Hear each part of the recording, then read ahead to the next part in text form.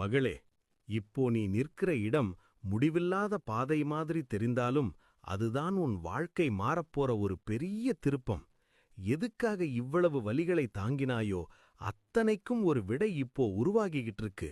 இன்று உன் கண்கள் நம்பிக்கை இல்லாம அழலாம், ஆனா நாளைக்கு அதே கண்கள் சந்தோஷத்துல கண்ணீர் சிந்தும். எல்லாத்தையும் தாங்குற உன் மனசுதான் உன்னோட பெரிய பலம். இன்னும் கொஞ்சம் மட்டும் தாங்கிக்கோ மகளே.